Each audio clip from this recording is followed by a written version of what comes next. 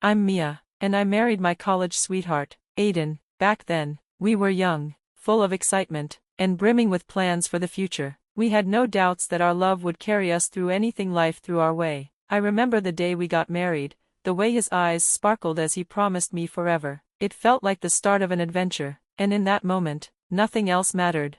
For our wedding, my father, a successful entrepreneur who owned a flourishing shoe factory, gave us an incredible gift, a beautiful home nestled in a quiet neighborhood, a gesture of love and unwavering support for our new life together. The house was everything we could have wanted, bright, spacious, and filled with the promise of a future that would be as perfect as our wedding day. My father had worked tirelessly to build his business from the ground up, and the house he gave us was both a symbol of his success and his deep love for me. 4 years passed, and our world expanded in a way I never expected. Our son, Wyatt, was born, and I fully embraced my new role as a mother and housewife. I devoted myself to our family with everything I had. I poured love into every meal I prepared, made sure our home was immaculate, and surrounded Wyatt with as much affection as I could possibly give. There was a deep sense of fulfillment in caring for my family, and I believed that this was my purpose. This was the life I had imagined for myself when I was younger, and I thought it would always bring me happiness.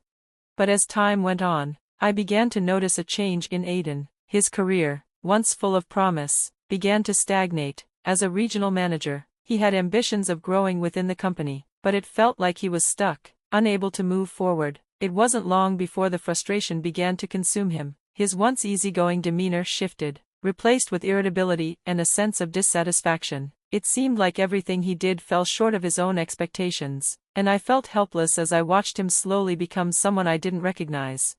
One evening, after a particularly long day at work, Aiden came home looking worn out. His shoulders were slumped, his face tense with frustration. Without saying a word, he stormed into the kitchen and slammed his fist on the table, his eyes blazing. "Mia, I can't do this anymore," he shouted, the anger and despair in his voice unmistakable. "I work like a dog, and it feels like I'm going nowhere. I'm stuck in this job, and I'm losing myself."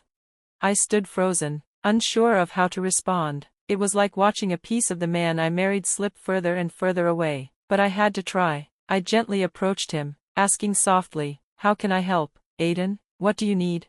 He looked at me then, his expression shifting as if an idea had just struck him. His eyes lit up with a spark of hope. "Your dad," he said, his voice suddenly steady. "Your dad owns that factory, right? Maybe he could offer me a position there, maybe even something at the top, like CEO. You've got the connection. Could you ask him?" I hesitated. I knew my father's business practices well. He valued hard work, merit, and dedication above all else. He wouldn't offer anyone a position simply because of a personal connection. The idea of asking him for a favor, especially something as significant as a job at his factory, felt wrong. But Aiden's plea, the desperation in his voice, tugged at my heart. He needed something to change, and I couldn't bear to see him so unhappy. After a long pause, I agreed. "I'll talk to him," I said, though doubt lingered in the back of my mind. The next day, I found myself sitting across from my father at his office, my stomach twisted with nerves. I had never asked him for anything like this before, and I wasn't sure how he would react. When I explained Aiden's situation and asked if there was any possibility of him finding a place at the factory, my father listened intently, his expression unreadable. Finally, after what felt like an eternity, he spoke. "I can offer him a role, but he'll need to prove himself," my father said, his tone firm. "This is a business, Mia. No one gets a free pass. He'll need to earn his place like everyone else." I left my father's office that day with a mix of relief and uncertainty. It wasn't the promise Aiden had hoped for, but it was a chance, an opportunity for him to prove himself in a new environment. When I told Aiden, his reaction was immediate and overwhelming. He grabbed me, spinning me around with joy. His face lit up with a rare smile. "You're amazing, Mia. This is it. This will change everything for us." And for a while, it did. Aiden flourished in his new role at the factory. His confidence grew, and with it, our financial situation improved. We were able to take a breath, to relax a little, and the tension that had been building between us seemed to dissipate. But just as we found some stability, another challenge reared its head: Aiden's mother, Sophia. Sophia was a woman of strong opinions and even stronger control, fiercely protective of her son, She had always been critical of me. It wasn't that she didn't love me, it was just that she believed she knew better, about everything. She would stop by unannounced, inspect my home with a scrutinizing eye, and make sharp comments about my cooking, my cleaning, even my parenting. It felt as though nothing I did was ever good enough. One afternoon, as I was preparing dinner, I heard the familiar sound of the doorbell. When I opened it, there she stood, Sophia, looking as imposing as ever. "Mia, I need you to take me shopping, now," she demanded, her tone brooking no argument. I glanced at the clock. Dinner was nearly ready, and Wyatt was due for his nap. "I'm in the middle of cooking," I said carefully, "but I can take you tomorrow." Her eyes narrowed, and her voice grew cold. "I see, so my needs don't matter to you?" I bit my lip, trying to control the surge of frustration that bubbled up inside me. It wasn't the first time she had used guilt to manipulate me, and it wouldn't be the last. With a heavy sigh, I finished preparing the meal as quickly as I could and drove her to the mall, where she proceeded to criticize everything I did, from the way I drove to the way I interacted with the store clerks. As we walked through the aisles, I felt the familiar weight of resentment settle into my chest. How had I ended up here? I wondered, constantly bending over backward to please others, constantly sacrificing my own desires and dreams for the sake of everyone else's expectations. I had once been full of ambition, full of potential, and yet here I was, lost in the role of caretaker, wife, and daughter-in-law, with little room left for the woman I used to be. I longed for something more, something that was just for me. I didn't want to be the person who only existed to meet the needs of others. Somewhere along the way, I had forgotten how to take care of myself, and it was time I remembered. I need to tell you about Aiden, something I wish I had shared sooner. As we stood beneath the sprawling branches of the old trees, my father exhaled deeply. His voice weighted with a truth I wasn't prepared for. "Aiden didn't leave the company because he defended an employee, as you were told," my father began, his tone solemn. "The truth is, he was caught embezzling funds and manipulating prices to skim profits for himself. I dismissed him to protect the company and its reputation." My breath caught as the ground beneath me seemed to shift. The man I had trusted, endured, and defended for so many years was not the person I thought he was. "I didn't tell you at the time because I thought you loved him," my father admitted. "I didn't want to destroy your marriage, but seeing how he treats you now, I can't stay silent anymore."